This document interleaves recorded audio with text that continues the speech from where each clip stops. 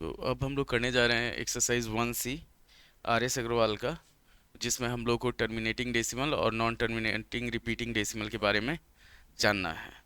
तो एक सिंपल चीज़ है कि कभी भी अगर हमारे पास टर्मिनेटिंग डेसिमल होता है, तो अगर हमारे पास p बाई क्यू दिया हुआ है, p बाई क्यू दिया हुआ है, q का फॉर्मेट अगर 2 to the power m into 5 to the power n के फॉर्मेट में हो, तो ये टर्मिनेटिंग डेसिमल होता है। ठीक ना। अब टर्मिनेटिंग डेसिमल का मतलब हो गया, और 2 और 5 के अलावा कुछ भी होगा ना, तो क्या होगा, मतलब मान लो यहाँ पे 3 आ जाए, 7 आ जाए, 11 आ जाए, इस तरह से, तो ये क्या होगा, नॉन टर्मिनेटिंग रिपीटिंग डेसिमल हो जाएगा। तो सबसे पहले अगर हम लोग को मान लो इसको सॉल्व करना है, फर्स्ट वाले को, कि दे दिया है हमारे पास without actual division so that each of the following rational number is a terminating decimal, express each in decimal form. तो ये हो गया हमारे पास, जैसे पहला क्वेश्चन दे दिया 23/2 टू द पावर 3 इंटू 5 का स्क्वायर, तो नीचे 2 और 5 है इसलिए टर्मिनेटिंग हो जाएगा। अब क्या होता है कि जैसे 2 और 5 है, तो 2 और 5 का पावर जो होता है उसको बराबर कर दिया जाता है। काहे से कि अगर हम लोग मतलब मान लो डेसिमल में लिखते हैं, तो डेसिमल में क्या होगा, 1/10 होगा एगो, तो 1/10 का मतलब क्या हो गया, 1/2 इंटू 5 हो गया, तो एगो 2 है तो एगो 5 भी है। 1/100 अगर लिखते हैं हम लोग, तो ये हो गया हमारे पास 1/2 का स्क्वायर इंटू 5 का स्क्वायर, तो जितना पावर रहेगा उतना जीरो रहेगा। अगर 1000 लिखते हैं हम लोग, तो ई हो जाएगा 1/2 to the power 3 into 5 to the power 3 हो जाएगा। तो जो पावर रहेगा उसके हिसाब से हम लोग इसको यहाँ पे लिखेंगे। अब यहाँ पे क्या है, 2 पे 3 है और 5 पे 2 है, तो दोनों का पावर कितना होना चाहिए, 3 होना चाहिए। बुझा। तो 3 जब होगा तब क्या होगा हमारे पास, इसको करने के लिए इसमें किससे गुना करेंगे कि पावर 3 हो जाएगा, तो इसमें हम लोग गुना कर देंगे 23/2 टू द पावर 3, और 5 का स्क्वायर है तो 5/5 से करेंगे, तो ऊपर हो जाएगा हमारे पास 115, और नीचे हो जाएगा 2 to the power 3 into 5 to the power 3। तो ये हो गया हमारे पास 115/1000, कितना हुआ, 0.115।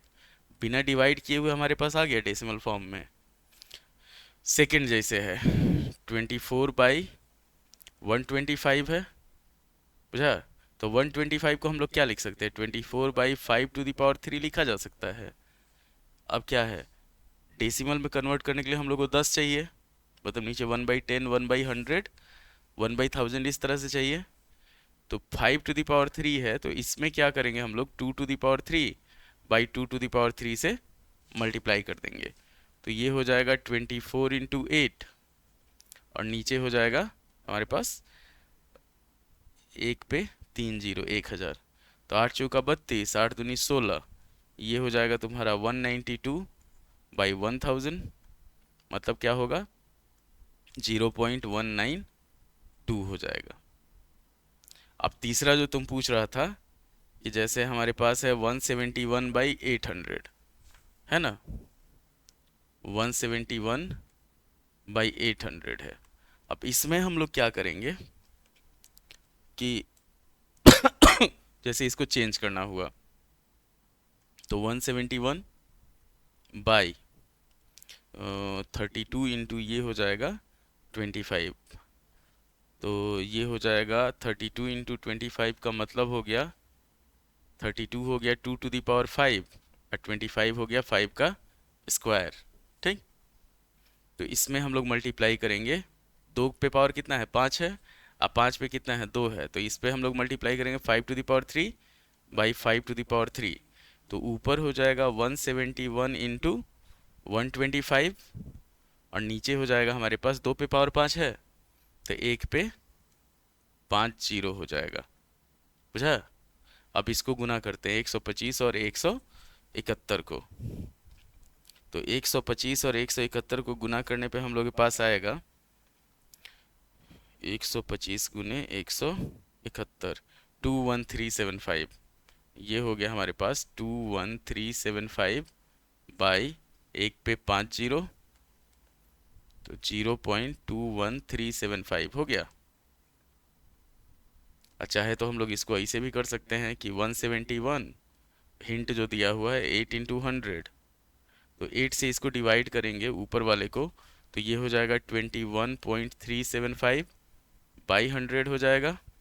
ठीक, 100 है तो इसलिए पॉइंट को घसका देंगे, 0.21375 हो जाएगा।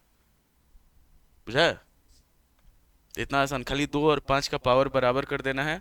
हम लोग काहे बराबर कर रहे हैं कि नीचे 1/10 आ जाए, 1/100 आ जाए, 1/1000 आ जाए, 1/10,000 आ जाए, इस तरीके से। कैसे कि डेसिमल में जब कन्वर्ट किया जाता है ना, तो इतना होता है। उसके बाद हमारे पास है 15/1600, कि जैसे है हमारे पास, मान लो 15/1600 है, तो ये हो जाएगा हमारे पास 1600 को अगर हम लोग ब्रेक करते हैं तो 15/16 × 100 हो गया। जैसे नॉर्मल हम लोग को प्राइम फैक्टराइजेशन अगर करना हो तो 16 होता है तुम्हारा 2⁴, 15/2⁴, और 100 है तो 2 का स्क्वायर इंटू 5 का स्क्वायर हो गया। तो यहाँ पे क्या होगा, 4 2 6 हो जाएगा। ये हो गया 15/2⁶ और 5 का स्क्वायर। अब पावर बराबर करने के लिए को 5 से गुना करना पड़ेगा, 5⁴ और 5⁴। तो ये हो जाएगा 15 × 625, 5⁴ होता है 625, और नीचे हो जाएगा हमारे पास 2⁶ है और 5⁶, 2⁶ और 5⁶। अब ऊपर हो जाएगा 15 × 5 = 75, 15 दूनी 30, 375 हो गया, 15 × 6 = 90, तो 90009375 हो गया।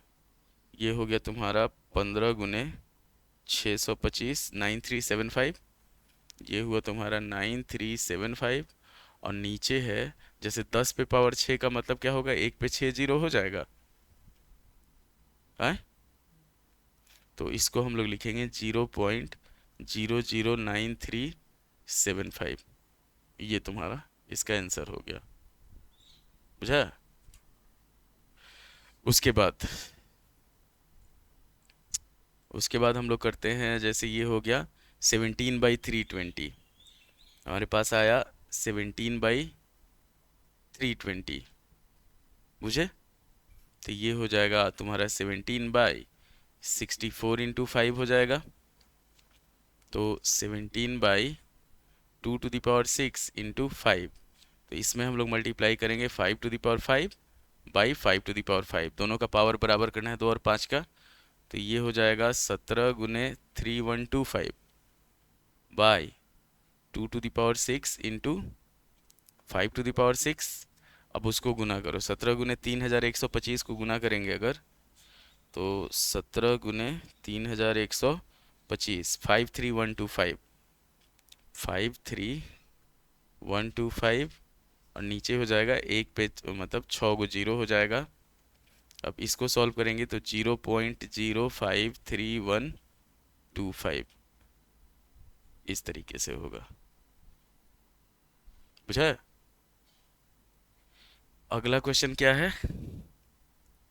अगला है हमारे पास कि 19/3125 दे दिया, हमारे पास दे दिया 19/3125। अब एक चीज ध्यान दो, 3125 है तो 3125 5 पे पावर कितना हो जाएगा, याद करना पड़ेगा। बुझाया?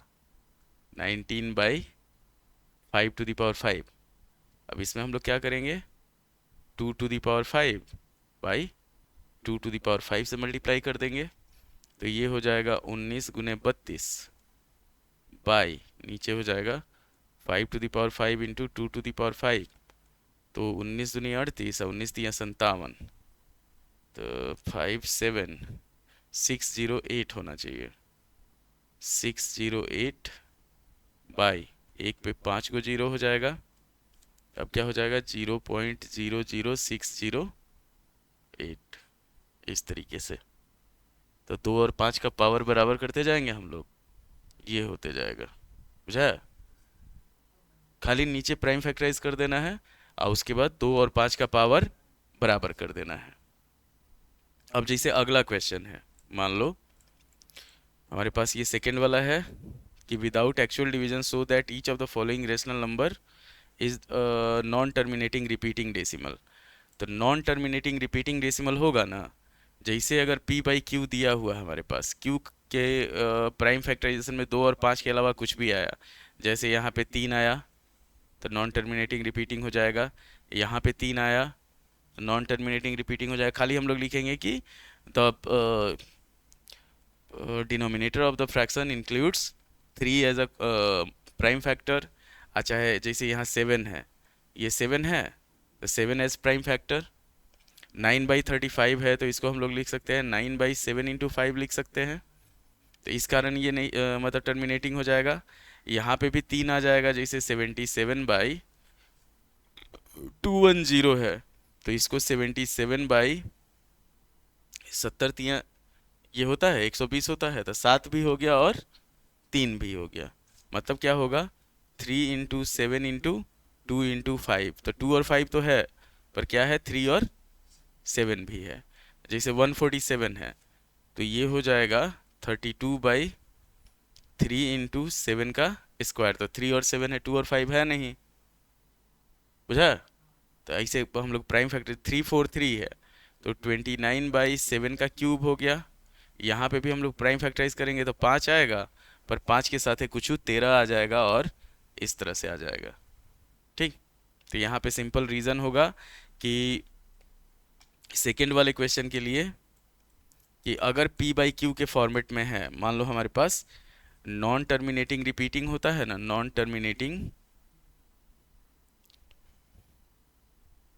रिपीटिंग डेसिमल जो होता है, इसमें हमारे पास क्या होता है कि अगर p बाई क्यू दिया हुआ है तो q मस्ट हैव फैक्टर्स, अच्छा prime factors other than 2 and 5, other than 2 and 5, तो इससे वो नहीं होगा। ठीक ना। अब सबसे लास्ट वाले क्वेश्चन पे चलते हैं। लास्ट वाला ना, लास्ट वाला हम लोग डायरेक्ट मेथड से बनाएंगे, ये तुम्हारा ऑब्जेक्टिव टाइम में दे देता है।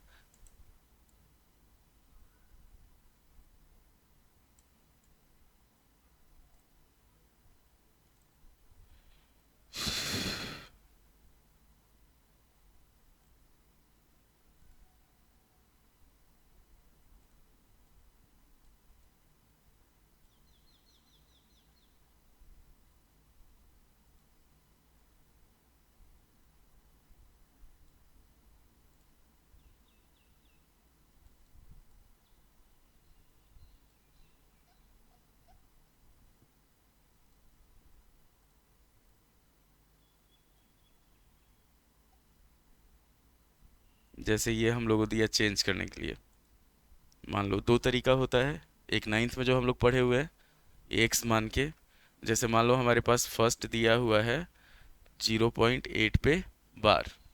इसमें हम लोग क्या किए, मान लिए कि let x is equal to 0.8 पे बार, ये फर्स्ट हो गया।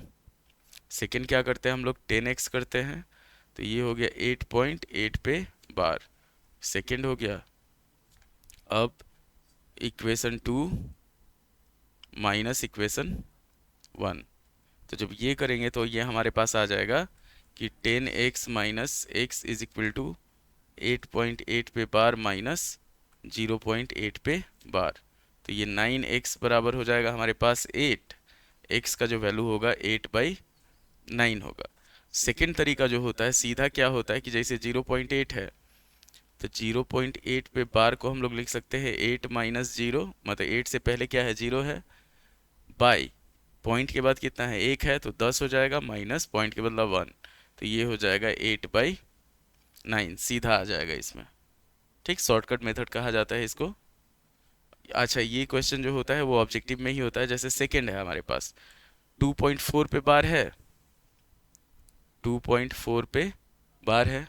अब इसको अगर हम लोग को कन्वर्ट करना है तो ये हम लोग लिखेंगे 24 माइनस, बार किस पे नहीं है 2 पे नहीं है, 2 पॉइंट के बाद कितना है एगो है तो 10 और पॉइंट के बदला 1, तो 22/9 हो गया। इसको जब सॉल्व करेंगे हम लोग तो ये आ जाएगा 2.4 आ जाएगा। अब अगर तुम्हारे पास दे देता है जैसे 0.24 दे दिया और 24 पे बार दिया। ठीक, तो ये हो जाएगा हमारे पास 24 माइनस 0 बाई पॉइंट के बाद 2 गो है तो 100 माइनस 1, तो ये हो गया 24/99। अब 24/99 है तो इसको हम लोग डिवाइड कर सकते हैं 3 से काटेंगे 33, और 3 से ये 8 हो जाएगा, तो ये हो जाएगा 8/33। ये आंसर हो गया इसका। अब अगला जैसे क्वेश्चन है हमारे पास, अगला क्वेश्चन है 0.12 और सिर्फ 2 पे बार है। मान लो हमारे पास क्वेश्चन दे दिया 0.12 और सिर्फ 2 पे बार दे दिया, तो इसको अगर हम लोग सॉल्व करते हैं, इसको सॉल्व करेंगे तो ये हो जाएगा हमारे पास 12 माइनस बार किस पे नहीं है, 1 पे, 1 पॉइंट के बाद 2 गो है तो 2 के बदला 100 हो गया, माइनस पॉइंट नहीं 1 और 0, पॉइंट के बदला 1 आएगा, 1 पे बार नहीं है तो उसका 0 आ जाएगा, तो -10। ये हो जाएगा हमारे पास 11/90। ठीक, उसके बाद लास्ट वाला जैसे है, मतलब लास्ट में है हमारे पास 2.24 और सिर्फ 4 पे बार है, तो जैसे दे दिया 2.24 और सिर्फ 4 पे बार दिया, तो इसको सॉल्व करेंगे तो ये हो जाएगा 224 बार 22 पे नहीं है तो 22 बाई पॉइंट के बाद 2 गो है तो 100 और -10, 2 पे बार नहीं है, तो ये हो गया 202/90, काटेंगे 2 से तो 2 से काटेंगे तो ये 45 हो जाएगा, ये हो जाएगा हमारे पास 101, तो 101/45। बुझा, आसान है ना। उसके बाद फिर अगला अगर हम लोग बढ़ते हैं, इसमें भी क्या कर सकते हैं हम लोग, जैसे इसको x मानेंगे ना तो एक बार 10x ले लेंगे, एक बार 100x ले लेंगे, इससे ये आ जाएगा। डिटेल में ये देता नहीं है फाइनल एग्जाम में। जैसे 365 है और सिर्फ 65 पे बार है, मान लो ये लास्ट क्वेश्चन है, तो ये दे दिया हमारे पास 0.365 और सिर्फ 65 पे बार दिया, तो 365 माइनस 3 बाई पॉइंट के बाद 3 गो है तो 1000 और एक गो पे बार नहीं है तो -10 हो जाएगा, ये हो जाएगा 362/990। 2 से काटेंगे इसको तो 2 से ऊपर हो जाएगा 181 और नीचे हो जाएगा 2 से काटेंगे तो 495। तो इसका आंसर होगा हमारे पास 181/495। ये लास्ट क्वेश्चन है, 1C पूरा कंप्लीट हो गया इतने देर में। ठीक,